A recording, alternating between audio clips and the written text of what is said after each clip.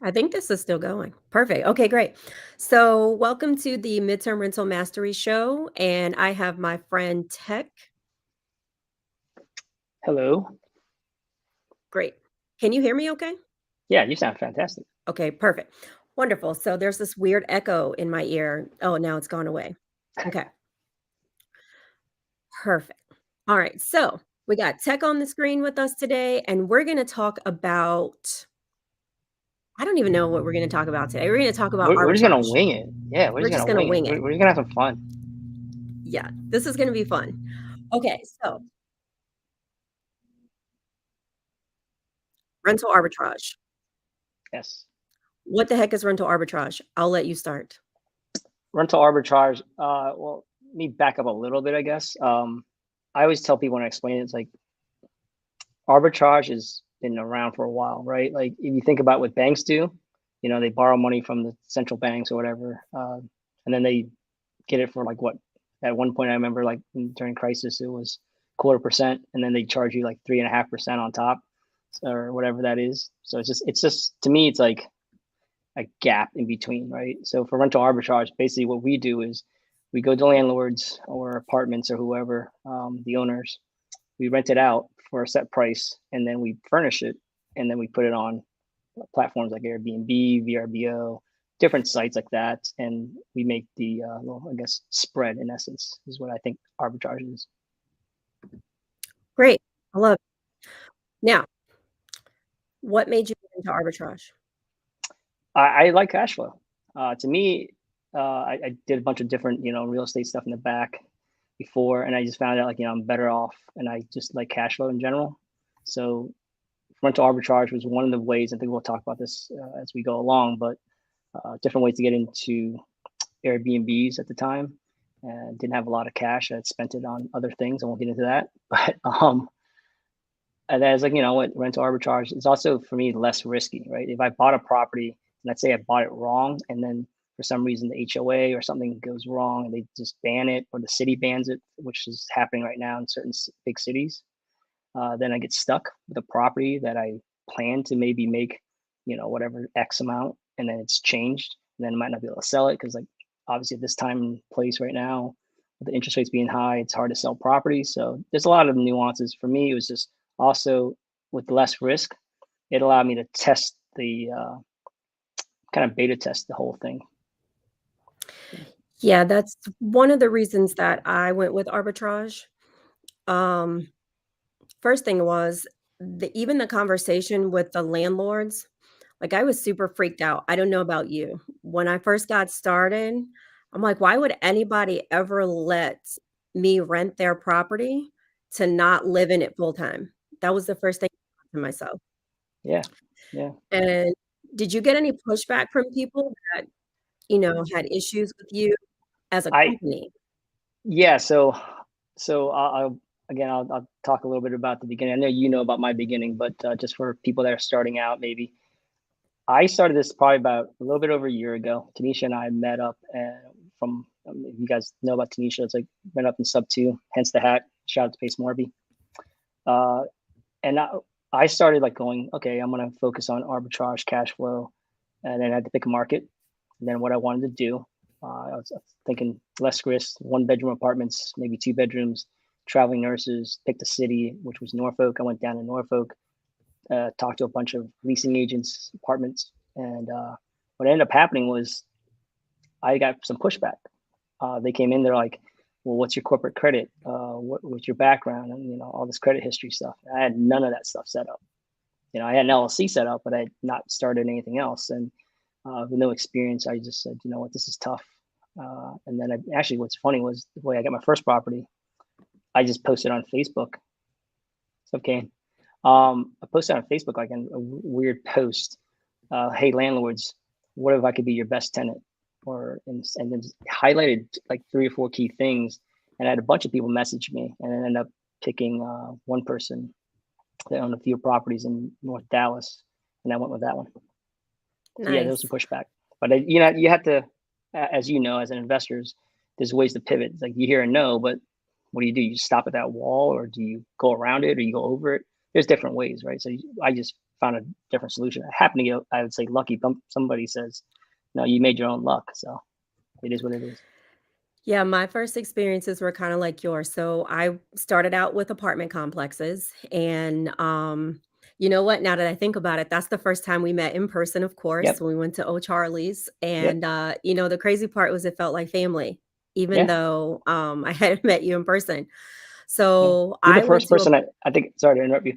You're the first person, I think I told you this, but you're the first person I met outside of the state of Maryland. Really? Yeah, like for sub two, because we think we were going through that, COVID crisis. People weren't traveling as much. Mhm. Then when it started opening up around, I think like what 2022, whatever it was, and when I went down, I'm glad you reached out because it was so fun, like meeting up. And again, you're the first person outside of, I think the only other person actually before you, at sub two, was Sean Lynn because he Oh, lives close wow. to me. That's why. Yeah, it's funny. That's awesome. But That's yeah, crazy. So, yeah, I don't know how many people I met up with. Maybe I came across, somebody at a meetup here, and funny enough, he's probably one of the people I speak to the most, on a regular basis, like we just talked today. Because again, it's like family once you build yeah, these relationships. So, for me, when you were getting into the arbitrage with Norfolk and everything else, I was just getting started learning, what the heck it even was. And for somebody who's a major introvert, like I at least used to classify myself, I was really afraid to get on the phone. And so for me, it was like, okay, what's the easy way not to get on the phone and talk to regular landlords? And it was to go to apartment complexes. mm, So I went to a bunch of apartment complexes and I got that same response that you did, which is what's your corporate credit, how long you've been in business, right, etc. So I had an old LLC that I had opened for a couple of years and I hadn't really done anything with it. And so I'm like, okay, great. They're asking me for 2 years of, an established business. I have that. But then they're like, well, you don't have any experience in what it is that you're saying you're doing. So there's another sub two student, Nevin, shout out to Nevin, who yes. literally wrote a letter for me. Okay. He wrote a letter for me to this apartment complex saying that he was my business partner, that he was going to be helping me go through all these things. Do you know they still said no? Oh my gosh. Like, Oh I'm like, wow. "What are you And Nevin doing?" has, and I remember, I think at that time, I think Nevin had at least, I mean, I think he had like 10, at least 10, if not more. Yeah, he had quite a few. He really wrote me this, like, beautifully eloquent letter, and they were like, no, we're just not gonna do it." And I'm like, "Well, crap." So, I coulda quit or kept going, so I just kept going to different places. So I found an Yep. apartment complex that was brand new. They literally probably had, like, 10% occupancy. And, I made a really great relationship with the property manager on site, and she was like, "Oh, it's really interesting what you're doing." I went to her and I said, "Hey, I'm renting properties to travel medical professionals because that's what I knew at the time, travel medical professionals. There's a hospital literally like an exit up from where this place is, and, I'd really like to give them a place to stay. I'll come in and furnish it and etcetera." She's like, "That's a really interesting business." Her voice is really high like that. She's very bubbly. She's so sweet. Um, and she said yes, and she gave me a corporate credit application, except I had to do a personal guarantee, which, Mm, for me wasn't a big deal. I have good credit and et cetera. And I'm like, I know this is going to work, so I'll be fine. yep. They approved me. Great. Now, I got the most expensive apartment that they had there because I'm like, this is so nice. Yeah. That probably wasn't very smart, but Hey, I we prob- learn. we We keep learn and learning. we pivot. But that one is really the one where I learned more of what are people looking for and the service first aspect of, just the business in general on midterm rentals. Now, I know you do short term and midterm, or at least at one point you were doing short term. I've never done a short term rental on purpose. Yeah. So can I tell you? I don't think I told you this.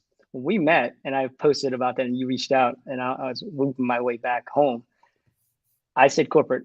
Was it, I think it said corporate rentals or something like that. I did not know what a corporate rental was. I just thought it was all bundled in the same thing, like corporate rental, midterm. I didn't even know what midterm was, to be honest with you. So I knew, rental arbitrage, as what it's called, and I was like, okay, it's Airbnb. So I did not know what a midterm was, and I probably didn't even know what a midterm was until like 6 months ago. So, to be honest with you, yeah. So I'm going into more of that space because of, like we said earlier, regulations and things are happening, and the environment's changing. So I'm doing a little bit of what I call a hybrid now. That's awesome. Yeah, my biggest thing was I didn't really I never really had an interest per se in getting into short term just Mhm. because of the regulations. Like, even where I live, they're really picky about it depending on what county you're in. Yep. But also for me, like, I used to be a corporate traveler. So I had that job where I'm like, okay, I have to travel for 3 weeks a month. I stay in hotels, I stay in corporate apartments because that's exactly what I did. I didn't realize what it was at the time. But, as I kind of delved more into this side of the business, I'm like, "Wait a minute, I was doing this, like, 10 years ago." Yep. So, honestly, the term midterm kind of annoys me only a little bit just because I'm like, "What the heck does that mean?" Which was the title of my last YouTube video, like, "What the heck is a midterm Guys, gotta watch that one. rental?" You haven't What the watched heck it, is a subscribe midterm and watch. rental? Yeah. It's it's like that middle ground in between, but the question is, why are you doing it? And for me, it was like, okay, well, I was one of those people that lived in corporate housing because that's what we called it when I was traveling. And then I knew what I needed as service. So I'm like, I can do this. Yeah. So, going back to my first apartment, um, I don't know about you, but I did the setup by myself. Actually, I know you did. So let me take that back because we No, got to well, I talk can't about say, that. no, yeah, I will not take any of this for myself. Yeah, so shout out to, again, Sub 2 is amazing.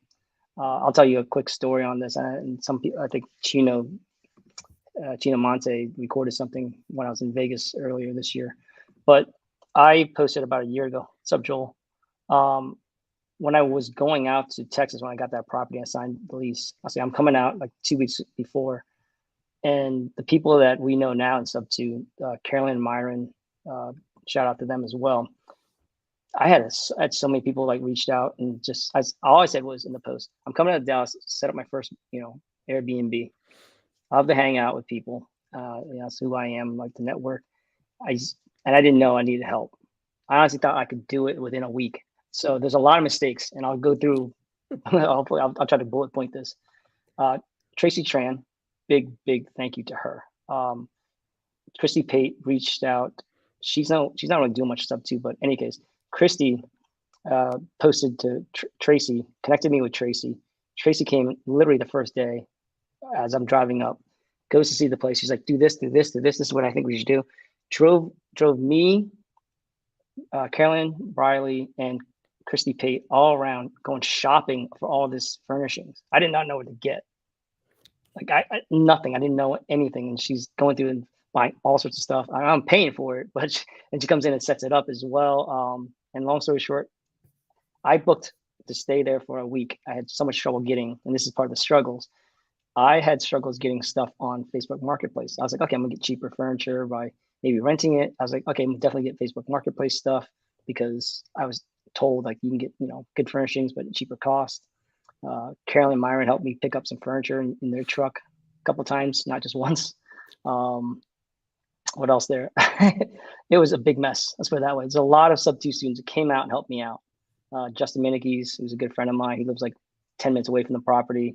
He came and checked on the property a couple times for me as well. And I wasn't there.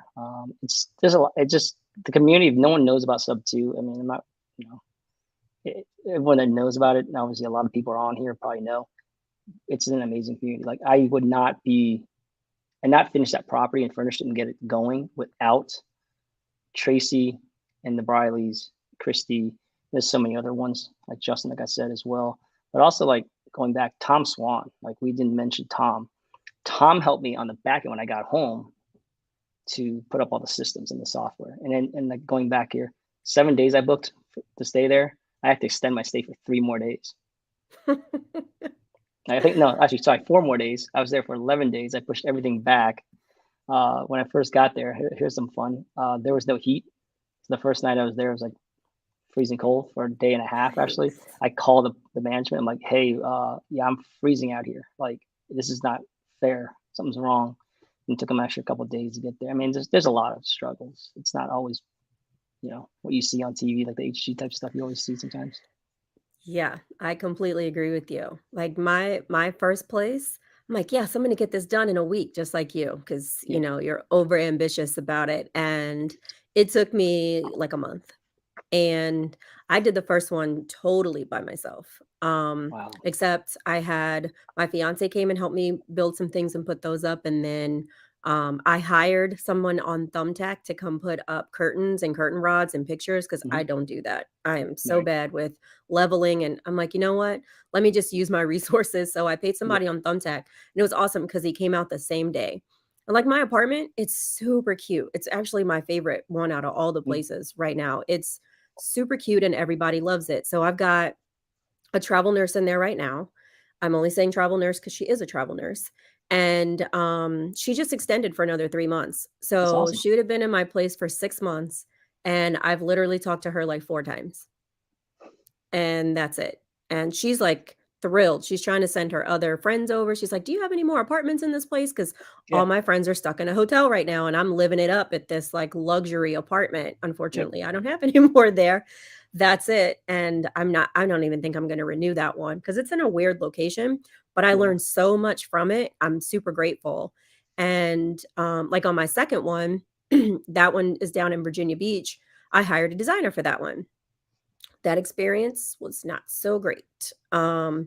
But what I learned was how to delegate, how to work within a budget, and how to coach someone through what it was that was my vision. Because it's one thing if you do it yourself, Yep. but it's different to have somebody else. And so the house that we did in Arizona, similar to what you did, except I wasn't present. So Tom, shout out. Okay, Yep. this is the best part. So I partnered with another sub 2 student, Alejandro, He's amazing. and I yes, oh my gosh, Alejandro Alvarez is amazing. Partnered with Alejandro on this house, which actually wasn't even my intent to begin with, but I got roped into this partnership somehow on this house. Cool. Pays part of the deal with us, and then we brought in Tom, who does short-term rental arbitrage, and he also owns properties, and he was selling some of his furniture. So we buy a house on sub 2 from a seller that had their house on the market, couldn't sell it, goes through a realtor, take over the payments, buy the house. Then we seller finance furniture from Tom. That's awesome. So now we've got seller finance furniture in the house. And then we did a sub 2 meetup. So Yeah. other students came to the house and helped do the whole setup. That's It amazing. was phenomenal. Yeah, and that's the power of Like, the community. it I was mean, great. yeah, but let me go back. I think you glanced over. So correct me if I'm wrong. You paid the realtor. You said this was on the market listing. You got the realtor paid as well. So like it's a Mhm. win-win. Like they got paid, the sellers got what they wanted. You guys got this property. Now you're what? You want to talk about how much your these bookings are? Yeah, that one's is super exciting. So, that one, we got once we had the furniture and everything in there, I think it was maybe like 2 weeks, I got a housing request.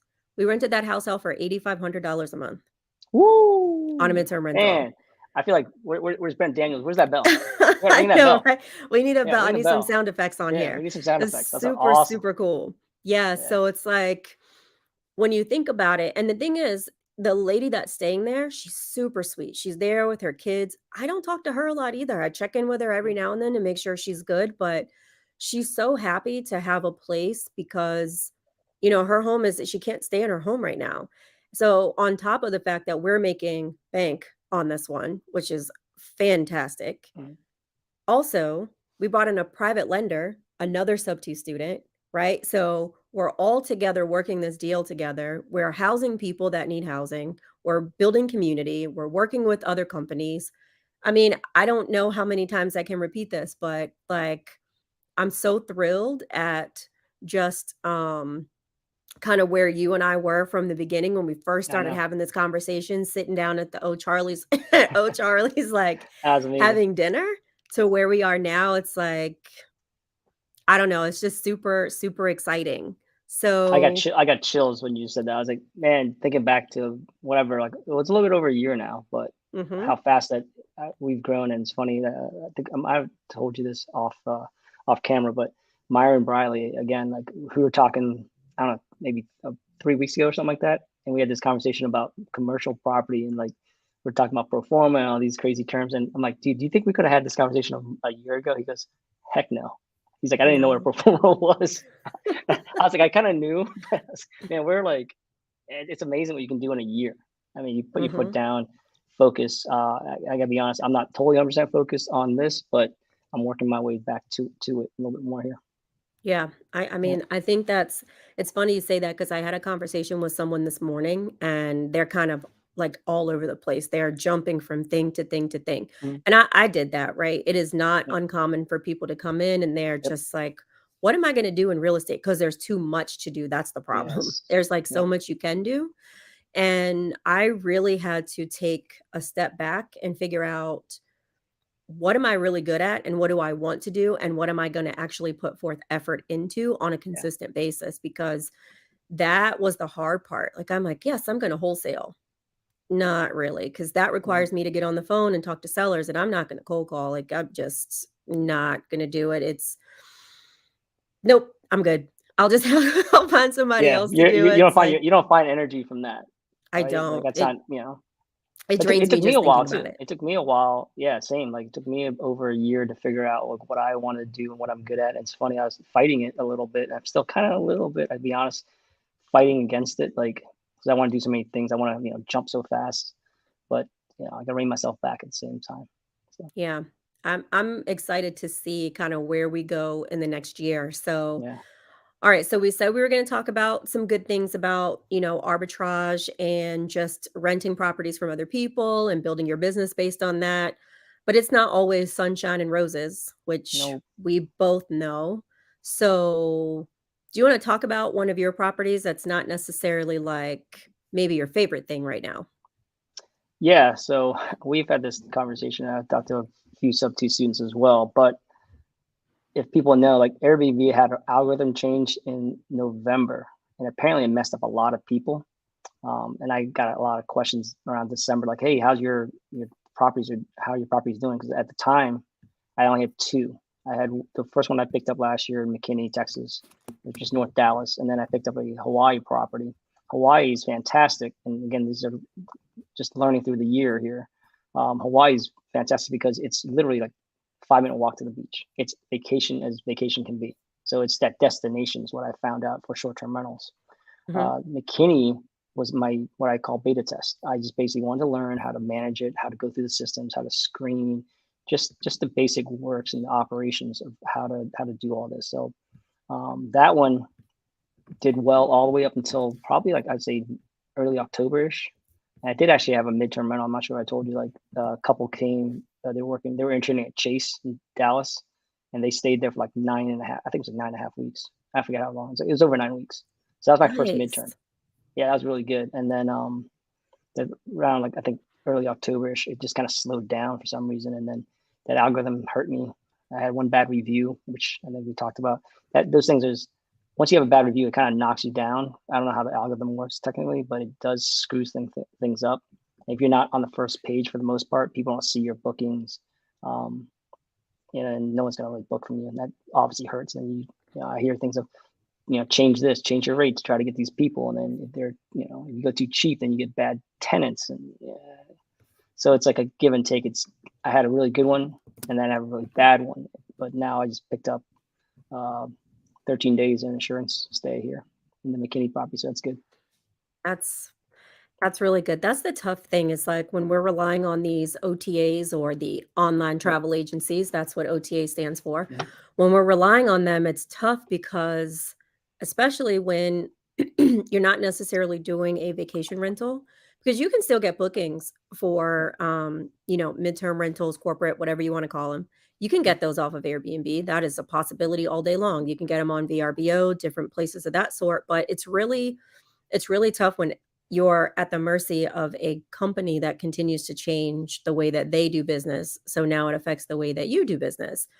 And I know for me, like, my places are not a vacation stay. They are not designed where it's like, I'm spending 40, 50 grand and I'm doing, a bunch of, like, major designer elements. Now, if I was somewhere near Orlando, I would totally do Disney, but that's just because 'cause I'm a Disney fanatic, so I would Right. just do it because that's what I wanna do, but that's not my places aren't like that. They're comfortable, they're Yep. they're like an at-home experience, but they are not They're shy majorly of it. They're designed. shy of this little like background. Like you don't need to be like having a piano and all this stuff. It's just, homey type feel. Mhm. It just needs to feel like home, and so that's the difference.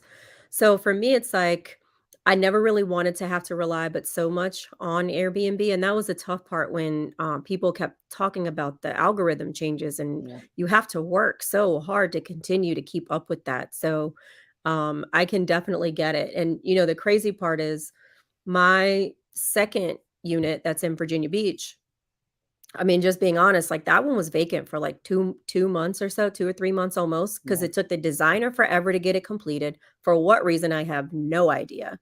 So it took the designer forever to get it completed, and then I was sitting there literally just waiting on Airbnb and VRBO for bookings. And so, I was ready to quit. I was ready to, Oh, like, wow. back out, call the owner and say, "I can't do this. It's not," because 'cause I'm paying them rent every month Yeah. for a place He's that losing doesn't money. have. Yeah, you're losing money on it, Mhm. which is not good. And my rule of thumb at this point is I tell people, I plan for 3 months of vacancy, like, from start to hoping to get a booking. That's just me, and if you get something in between that, great, because it's just like a fail safe. That's, what we do as smart investors, we just build in holding costs, almost Yeah. like if it was a rehab. So that right before I hit that 3rd month, I was gonna call the owner, and I don't know what the heck I was gonna say, to be honest with you. I'm not sure how I was gonna have that conversation, but, my friend Yasser, love Yasser, Yeah. Yeah. challenged me and said, "Are you doing everything that you can?" And I really had to sit back and think about that, and the answer was no. Mm. So I put my nose to, like, the grind. I started making phone calls and talking about my property, and sure enough, within a week, I got a housing request for a family that was moving to the area, $5,000 a month, That's sweet. and they're still there right now. Good for you. And for me, that was the game changer for me because I mean, I still have a W-2, right? Yeah. So, it's very easy to get comfortable and complacent because you're still collecting money from your job. So, on one hand, I was treating this like a hobby, but I want it to be my, like, all the time. So if I'm gonna treat it like a hobby, then that's what I'm gonna get out of it on one hand as a hobby. And Correct. so it was a major, major mindset shift for me getting that booking. And now I'm just like, man, like you said earlier, this gives me life. It gives me energy. Yeah. Getting on the phone and negotiating prices and talking to people and being of service, like this is where it's at. So I don't have a whole lot of shiny object syndrome anymore. Not a lot, maybe a little bit, but not a whole lot. Not And we all, we nearly. all, we all do. I mean, anyone that Yeah. follows pace, it's be hard not to. He's got. I don't know how the guy does like 8 different things at the same time. It's like it's one person. Like it's impossible. It's like a robot. I have spent a lot of time with Pace, and, the thing that Pace told me the first time I ever came out there was like, "Don't judge my life," because he's so busy, Oh, I know. I can't and imagine.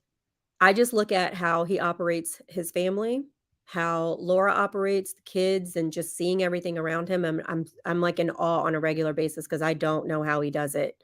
Yeah. Um, I'd probably be more gray than I am right now, it's just covered up at the moment, but, like, Guys, Tanisha's I hair is don't know. amazing, guys. I gave her a comment off camera. She looks great. Oh, thank you. New colors, all that fun stuff. So, okay, advice. Yes. Somebody wants to get started in arbitrage because they either don't have the money to go buy a property, they are a little nervous about buying a property and not really knowing what to do. So, conversation with the landlord. What does that look Yep. like? I mean, to me, to be honest, like I've had, and shockingly, had good success with the landlords because I'm very confident when I pitch it. I guess if you want to call it's a pitch. Hey, LT. Um, I mean, I just know I'm the best tenant, and that's what I go in with. That's literally the first phrase. Like, hey, how I how I find them is different ways. Obviously, like you can do it. Like I found my Hawaii property on Facebook Marketplace. Um, I found the Las Vegas one, the midterm one. Actually, a partner of mine, Charlie Johnson, who's in sub two as well. She found it by just calling a bunch of like Zillow listings for rent by owners. So that's another way to get it. So there's lots of ways to kind of get into it. But then when I get the conversation, it's pretty simple. Like I just know we're the best, tenant for them. and they'll ask like why, and I use these 2 to 3 key things. Like, number one, it's first off, it's easier to evict me if I don't pay, right? Than say a family. So in certain states, you have tenant landlord laws. Where I am, where you are, I think we're very blue and more tenant friendly. Mhm. So it's that's always in the back of the mind of these mom and pop landlords. Yep. So number one, get rid of that. Like, it's easier to evict a company of ours because we sign in our company name than it is to do it to a family, and you'll feel worse that way. Number Mhm. two, I just tell them like, hey, we'll take care of your property better than any long-term tenant would. And then I usually, and it's part of the sales, but if they have some kind of pain, like, oh, they had issues, or they told you in the previous conversations or early in the conversation, like, now this long-term tenant hasn't been paying, I'm having trouble getting rid of them, or and you can just use that to your advantage in essence to, like, oh, what they mess up, this, that, and you just go, well, I won't even call you for that. Like, I had one in Hawaii. I still don't haven't told these landlords. Um, had a like shower like thing that had to be replaced.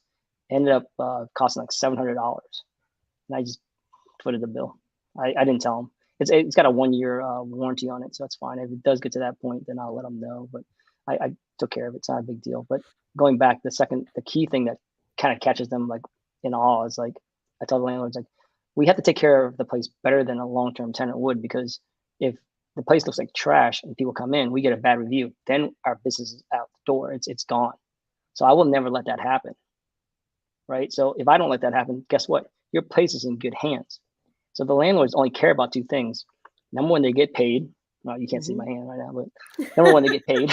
Dang, green screen. Um, yeah, so number one, they just care about getting paid. That's the first thing. And then they care about you take care of my property. If you solve those two problems, I mean, literally, what else do they have to say to you?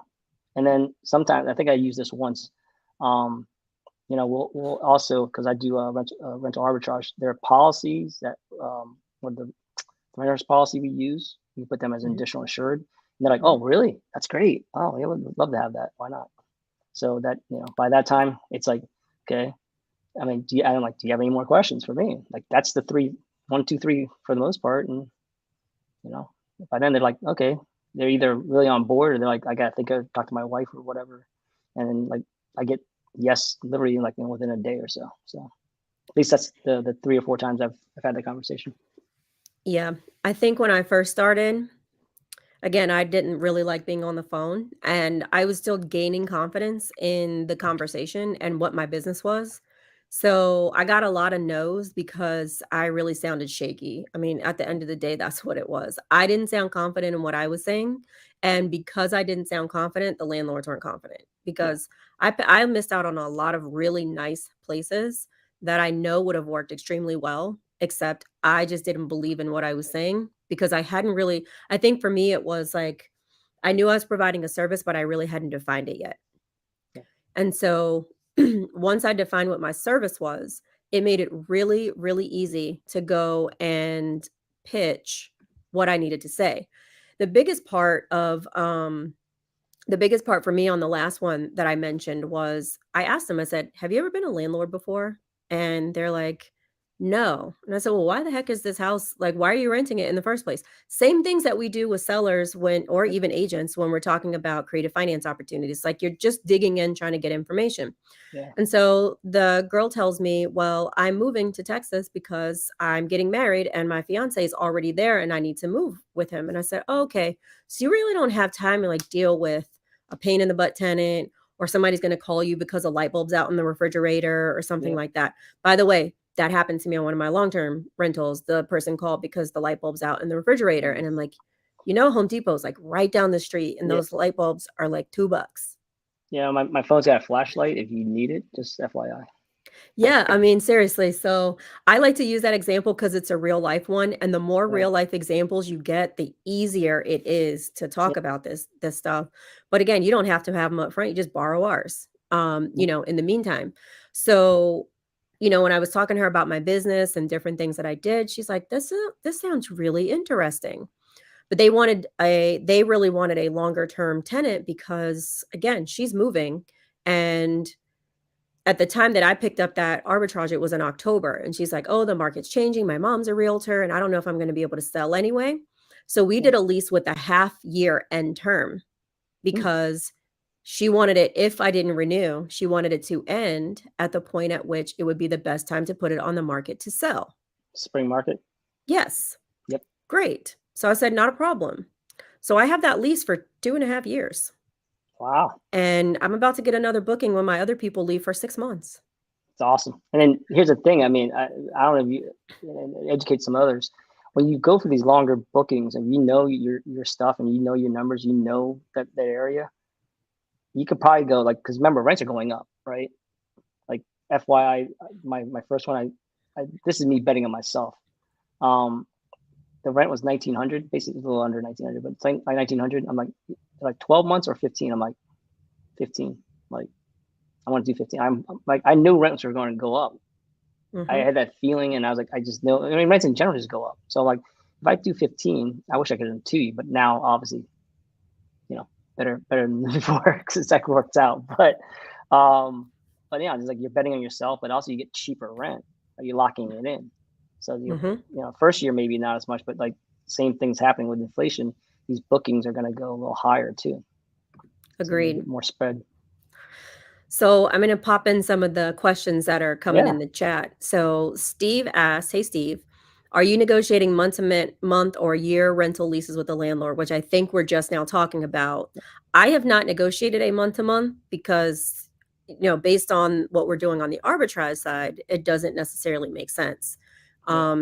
Because based on your business, you don't want to have to go from, let's say you have bookings and now they're like, well, you're only month to month, I'm going to raise your rent. Like you want to get locked in.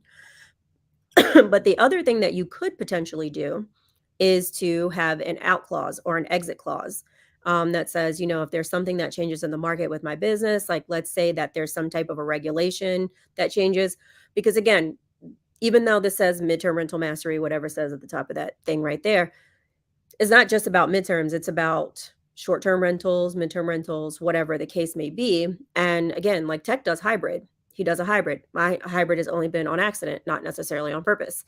So, for me, it's like, what could change that I want to build in? And then I make sure I talk to the landlord about that. And the thing is, a lot of times we'll get people that ask, do you tell the person what you're doing? Especially on the short term. Do you tell him? I tell everybody. Yeah, absolutely. Yeah, I'm transparent. I mean, I think it's also because here's the thing on that. Just one thing before I answer that, but going back to Steve's, the other thing is like, I wouldn't do month to month, because if you furnish for a month and then you have to, take that furniture out, like you're wasting time. You got to pay back your furnishing somehow, right? So the longer term, you're putting some of that, profit back, cash flow back to paying some of your furnishings and whatever the work that you have to put in there. So it'd be a lot of more work to like put it in, get a booking, and take it out like a month later. It's gonna be tough. If that happens to be the case, really tough. Yeah, yeah, that would be more work than really. you want. Would probably not be profitable. Insane.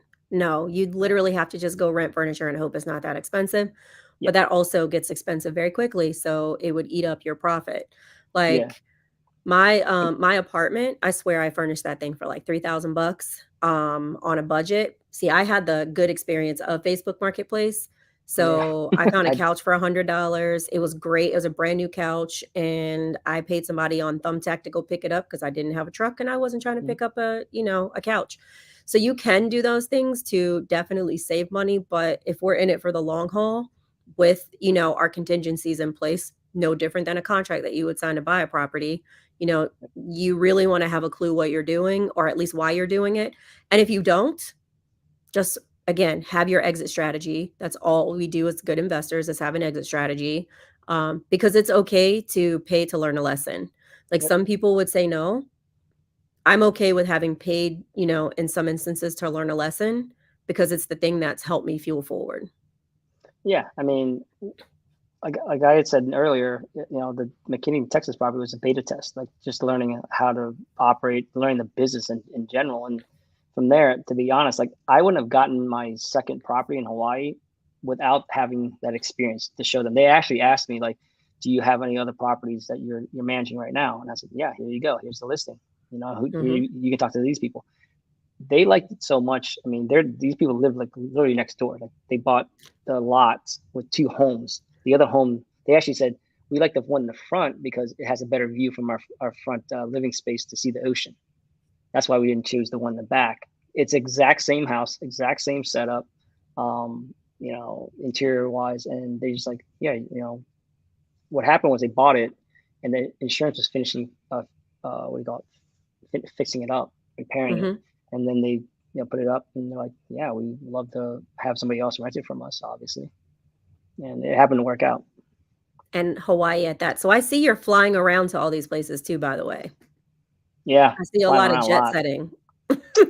I'm flying around a lot more than I want to. I'm like Pace. I'm gonna have to cut back a little bit this year. I definitely need to. But I'm trying. The other thing, to be honest, like what I've learned also about this is I have it in 3 different states. So I need to focus on taking one area. My goal is to focus on one area, obviously get the cleaning team there, and then maybe down the road. Shout out to Alexis Morgan. I talked to her a month back, and I just saw her. She picked up a cleaning business. Yeah, creatively. She actually. I was like, maybe I'll start a cleaning business and vertically integrate it into my Airbnb and rental arbitrage business in a city.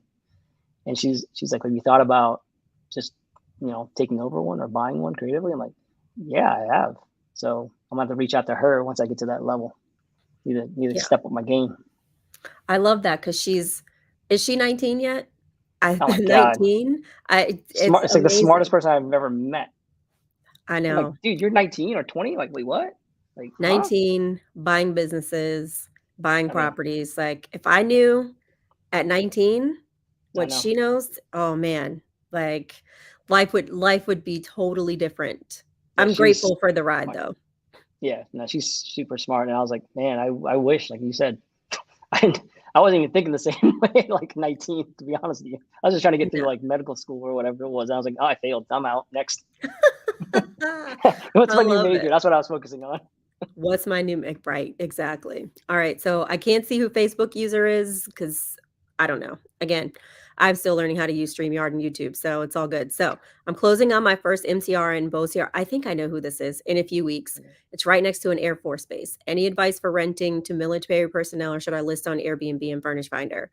My answer, list on Airbnb, list on Furnish Finder, and also find out who manages the military housing office, call them and make a friend, like ASAP. Make a friend. You will be able to talk to them because that's the gatekeeper for military housing for people that need housing on a military base. So if you contact that person, let them know what you're doing, especially if you have a flyer or something that you can provide to them. They will come and do an inspection of your property to make sure that it fits the military guidelines, and then they will put you on a list for housing. So definitely list on all those places and then go get to know the person who handles housing at the military base. Have anything you want to add to that? I only know because I've done it. Yeah, I haven't done it. I was gonna say I just learned a lot right there. Awesome. Yep. But at the same time, yeah. I mean, I think there's so many listing sites, but I think we were talking about this a little bit before and we tangented off. Like you can be proactive or you can be like reactive. Like a lot of people will just throw it on these sites and expect it to just book. Now, obviously that's great, but then what happens, like for me, like all of a sudden there's no bookings or something in Texas, or you get a bad review and then they drop and you don't see any more requests. What changes? Like, what are you going to do? Like you start playing with the algorithms. You got to solve the problem again. It's another thing. Like it's going to happen. Expect it to happen because that's our business. Like anything that happens in business, you're going to have bumps in the road. If it goes smooth sailing, that's funny. I would say if everything goes smooth and it's going well, back of my mind, I'm like, okay, where's the bump? Where's the bump? What's going to happen? Like, where's that little thing that's going to pop up? I'd rather have small little like issues versus like one giant, like whatever you want to call it, red flag. Completely agree. So Claudia, who is in Virginia also, shout out. If we don't have capital to get started, any suggestions? What you got, Tech? I like arbitrage. So going back, there's 3 ways to get into this rental arbitrage or Airbnb type business. You have ownership, obviously, right? You can get something sub 2, something creative that's obviously going to be cheaper than just traditional 20% down and stuff like that. you have what we do, what we're talking about right now is arbitrage, right? We're renting and then fixing it up or furnishing it up and then relisting on a site with an upcharge. And then you have co-hosting. I think Tanisha does some co-hosting. I'm starting to do that as well. And co-hosting basically is like a old tired landlord, maybe it's an old tired Airbnb operator. It's like, I'm just tired. I'd rather not take care of it. It's just too much headache or whatever the facts. And you go in there, the house is pretty much furnished and ready to go, and you just operate for them. It's like you're basically property managing a furnished rental.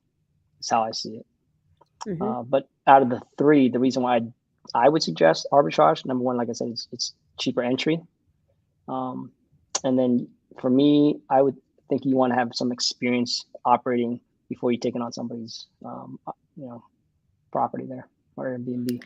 That's all. Yeah, I would agree too. So, another thing that I would add if you don't have the capital to get started is partner with somebody.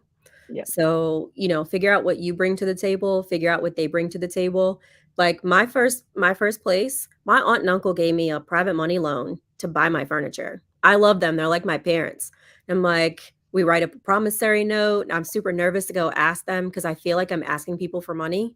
What I Yeah. realized was I'm giving them an opportunity to not Yep. have their money sit in the bank doing nothing. Now it's a lot easier to raise capital because, again, I have a proven business model. I'm a lot more comfortable with letting people know that I'm giving them an opportunity. So, again, that conversation with them was more of, tell me how much you're making in the bank right now every month. And it was a joke. Like Minus. when, It's yeah, minus. yeah, you're paying the bank to take your money is pretty much what you're Exactly. doing at this point. So, for me, I was giving them something of value. Super, super great for them because now they can see the value, but also they get to see what I'm doing. And they, Yep. I took them to the place to go and check it out because they're local. They literally live in a neighborhood across the street from me. So I took them by there to check out to see where their money was going, and they loved it. And it's great. So there's so many ways you can get started. It's just a matter of what works for you, what resources do you have, and if you Yep. don't have the resources, who can you partner with that does, and bring something to the table that kind of carries your weight, I guess is really the best way to say it. Yeah. I mean, if you've heard, we started out talking about like partnerships and working with other people, right? Partnering up. And I totally forgot. Hey, Julie, I totally forgot about that when Tanisha mentioned that. It's like, but the other thing as she was talking was you can get 0% credit cards if you have good credit, file for that. I mean, I think for my Hawaii property to get the furnishings and the flights and everything there, basically for the expenses in essence, I put it on a 0% credit card. And I did my numbers. I knew that the house, the property's going to make the money to pay it back. Just Mhm. you gotta make sure because, these credit cards, once they pass that whatever time, 12, 18 months, whatever they give you, it's going to jump up and it's pretty freaking high right now. So, It is I'm not saying very do high. it. I'm just saying, It's an option. it's an option. Yes. Not telling you so what should we have given the disclaimer in the beginning? It's like, Yeah. "We're We're not not financial CP. advisors. I'm not a No, CPA. I'm not a lawyer. I'm not a no, tax advisor. I'm not a bookkeeper. What else am I not?" All of those things, because I am not giving advice. I'm It's not. just I just know real estate. I'm not even that good at math, guys. Like I'm like third grade math right now. And it's all I need apparently. I love it. I mean, it really doesn't the best part I think, and we talked about this in the beginning, was about community. It's having great people around you who can fill in the gaps of, where you're weak and they're strong. And Mhm. there's so many people here that are willing to actually help. And I don't know, just the networking and the community piece, you cannot replace. You just can't do it. Why do all this stuff alone? It's really not that much fun when you try to It's do not it even, by yeah, no, yourself. I was gonna say like I had such a fun time meeting and getting help from those people. Now I go back and I'm doing a deal. I'm investing in a 22 unit with Munif, Noah, and Tracy. And I was like, I really wanted to get in, not to be mean to the Noah and Munif. I love them, but I'm like, I need to do this deal because Tracy's in it. And then on top of that, the bonus kicker was Pace was in it. So I literally checked off boxes. I was like, this is good. It made my year. Like so happy with that investment, right? Yep, I love it. I mean, just the ability to say, like for me, like Alejandro and Derek, like those are my guys, right? So for me to be able to say I'm going to deal with them, great. For me to be able to say I'm partnered with Pace Morby is huge. And he's already like my brother. I mean, it's like I don't even talk to him about real estate on a regular basis. Literally, he's my brother. But just to be able to say that we're partnered and, on a deal, it just adds a level of credibility and confidence Yeah. that, doing things on your own, it's just not the same. So, man, I really love this conversation. This is super awesome. This is super awesome. Um, I don't know. Anything else you wanna add before we kind of get ready to Uh, go? no, I mean, any other questions? I know people are talking. I think I see Julie's question about partner cash flowing property. Yeah. I mean, do you have other questions? I wasn't looking at the comments. I apologize. No, it's totally fine. A lot of stuff we answered based on our, kind of, conversation going, so a lot of I'm them we seeing. answered on the way. Okay. I'm scrolled up and saw this guy BMac, or this person BMac. I'm sorry, it was a guy. It was a lady. Says, do you have to do repairs when doing this arbitrage? Let's Yes. see. I mean, I do. Small little things like I talked to earlier about this plumbing issue, this valve that I need to get. In Hawaii, unfortunately, it was like mine's on the other side of the freaking island of Oahu, so it's like very hard to get people. Like there's like one cleaner in the whole area. I luckily got somebody on TaskRabbit, and the guy's a freaking amazing. He's been, and I pay these guys and my cleaners and this guy. I tip him like crazy, like because it's hard when you until you find that right person, and then when you do, it's like this is so remote. Like you guys, you see all the pictures of Hawaii, and you're like, oh, the resorts and all this stuff. I'm like, there's chickens walking around. I mean, like roosters cockatooing, whatever they do in the morning, bright and early. It's you look at one side, you see like Green Mountain. It's like jungle-ish, right? And then you look on the other side of this property, and you're like, okay, there's the ocean, but it does not look like a city where this one's located. So it's so hard to find good help that when you do, that's the biggest thing, by the way. I mean, I'm sure you'll add to this. Cleaners are your eyes and ears. Like they are big. So once you find somebody, and also have good backup cleaners, Mhm. and then getting all these systems in place, that's the hardest thing. You know, having to, I still, kind of do a lot of my management. So I'm trying to obviously scale out of that, but it's not, rainbows all the time. Yeah, that's what we were just talking about earlier this morning. It's like Mhm. I'm still working on building out certain things on my systems, SOPs, everything because I do a lot of this by myself. Again, I enjoy it. It's fun, but there's just certain things that are probably better done by someone else so I can use my time better in another Yep. place. So that's where I'm at kind of right now, just looking at the scaling to a team and things of that sort as we pick up more properties. And, so I wanted to add Mhm. before we go, so you are looking to buy properties, correct? Yeah. So this year, um, after last year and this year, really going well. Future bookings and all that. I won't get into numbers, but I need to buy a property because I need depreciation. I already know. So, uh, happy to say that. So, anything creative I've been looking at, and I'm probably going to try to stay like I think my main market is probably going to be the Dallas Fort Worth area. I've had a lot of Mhm. people reach out in sub two and outside of sub two to send me deals. Some of them, I'm being a little picky to be honest, and I probably shouldn't be, but I feel like I have enough time because the other thing is the ideal one would be a creative deal where it's got like a little ADU or something in the back of a pool house, like what Mhm. Manif did. I want to move to Dallas actually, and I just like that area. And then just maybe live in because I'm single. I live in like the ADU and then end up renting out the big house.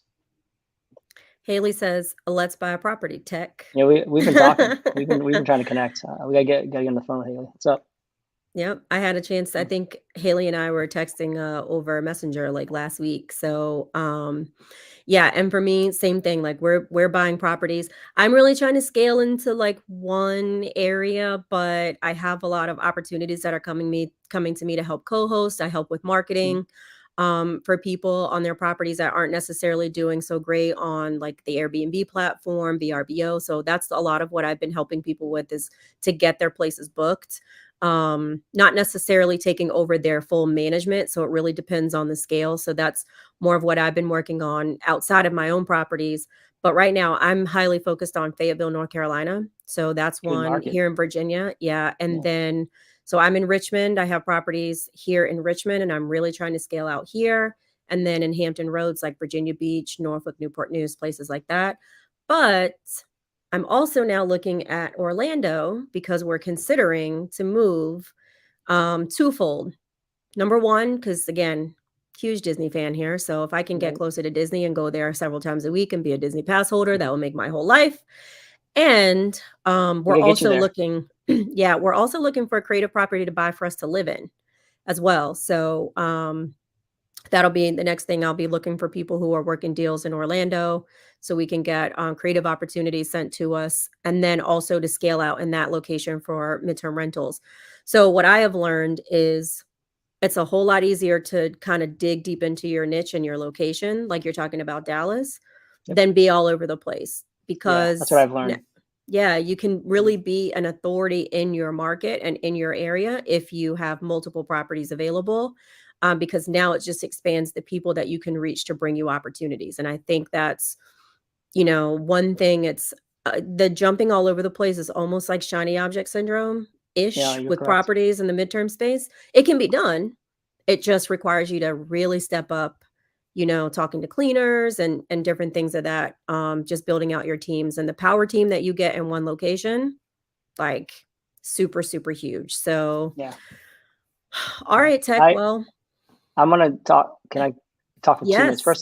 First off, Joel, I see your comment. I'm actually gonna be back out in Dallas, early May, so I'll see you, buddy. Definitely want to connect with you. I think we skipped over this. Some people we talked about this in our accountability group, but going through, guys, just for everyone's knowledge, analyzing and comping. Like I've talked to so many people. I just want to make sure this is public. Hopefully, more people see this. Number one, start with your HOAs and your condo associations. Like that's the first one. If they whatever rule they have, if they block you, you're done. Know that. And then also ask. I think Tanisha said this. I learned from her. Ask if they have any upcoming like meetings and their proposals that they're going to plan on. Because you might right now the bylaws might say, you know, there's no laws, and then like, oh, something's coming up.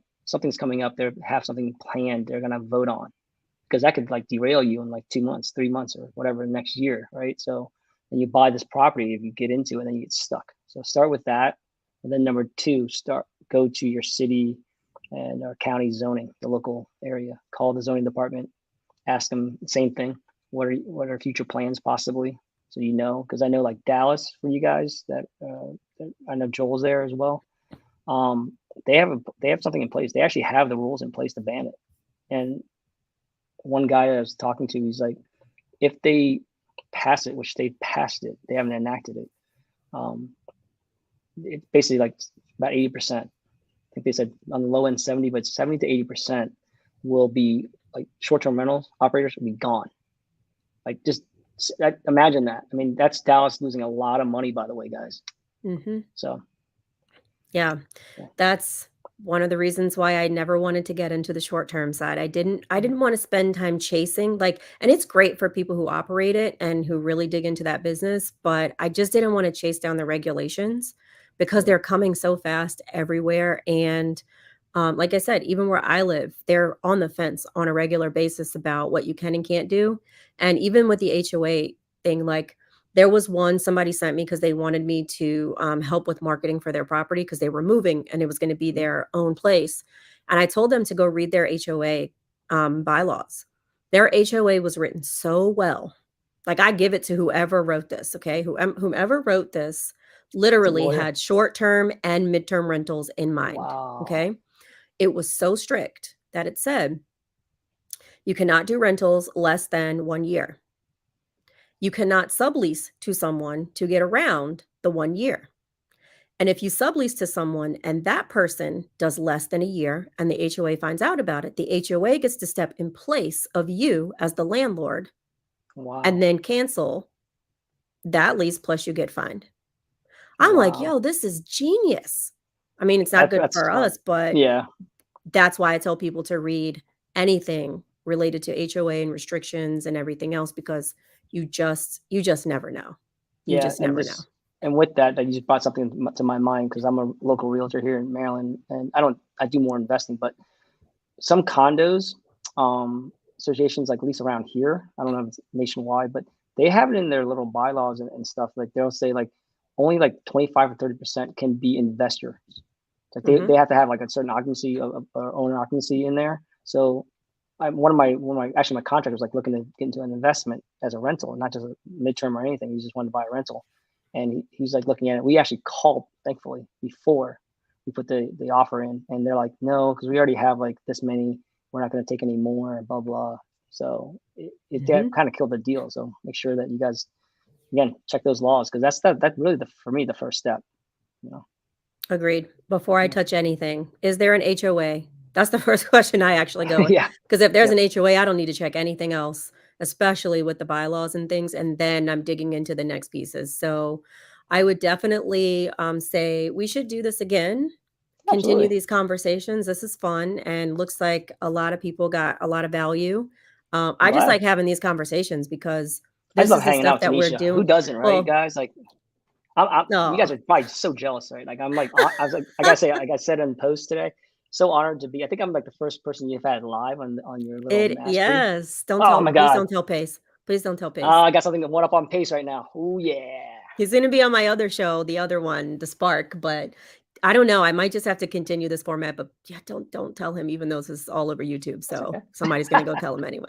I'm gonna Yeah, get a text message definitely let later, me it's know. like, I mean, I'm happy to jump on here, and I just love hanging out with Tanisha, guys. Who doesn't, right? Like, this is so fun. yeah, this is awesome. This was a lot of fun. As usual, Midterm Mental Mastery Show. This is our first live, as Tech said, so this is cool. I learned the Subscribe. Hit that. subscribe.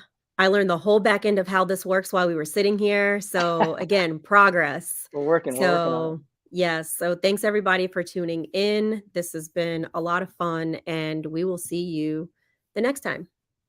Thanks.